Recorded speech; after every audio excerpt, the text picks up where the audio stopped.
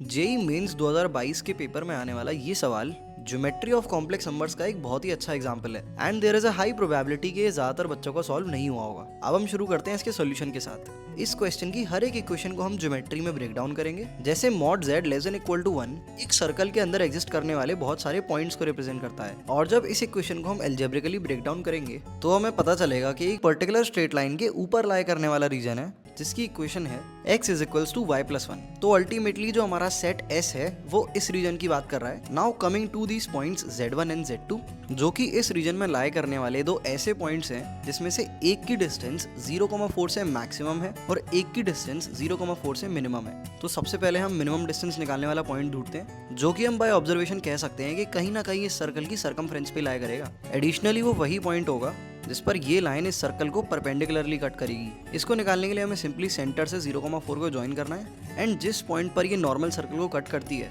वही पॉइंट हमारा Z1 हो जाएगा, which is the point of minimum distance. Now coming back to calculating Z2, जो कि पॉइंट ऑफ मैक्सिमम डिस्टेंस है, जो कि अगेन बाय ऑब्जर्विंग या तो लेफ्ट एक्सट्रीम वाला पॉइंट होगा या फिर राइट एक्सट्रीम वाला पॉइंट। दोनों की डिस्टेंसेस हम इंडिविजुअली कैलकुलेट करेंगे, जिसमें से एक हमारी रूट 17 आएगी और एक रूट 13 आएगी। तो यहाँ तो हम क्लियरली ऑब्जर्व कर सकते हैं रूट 17 हमारा आंसर हो जाएगा, which corresponds to the point Z2, जिसकी वैल्यू हमारी 1,0 के बराबर होगी। फाइनली हमारे दोनों पॉइंट्स आ गए तो आंसर भी आ ही जाएगा and that's how this question was supposed to be solved. Additionally बहुत सारे बच्चे मैथमेटिक्स और फिजिक्स में प्रॉब्लम सॉल्विंग में बहुत स्ट्रगल करते हैं। 100-200 सवाल लगाने के बाद भी वो फील लाइक कि तुमने कुछ नहीं सीखा। इसका कोर रीजन होता है हमारी लर्निंग मेथोडोलॉजी और एक सवाल के ना हो पाने के बाद तुम्हारा सोल्यूशन को देखने का तरीका। मोर ओवर तुम्हारी इस प्रॉब्लम को सॉल्व करने के लिए हमने एक बहुत ही फाइनली क्राफ्टेड प्रोग्राम क्यूरेट किया है जिसका नाम है SO60, जिसमें तुम्हें सिर्फ डेली 25 मिनट स्पेंड करने हैं and this issue of yours will be sorted out from the roots. Programme की बाकी सारी डिटेल्स तुम्हें डिस्क्रिप्शन में जो लिंक दिया है उसमें मिल जाएंगी। Hoping to see you soon in SO60।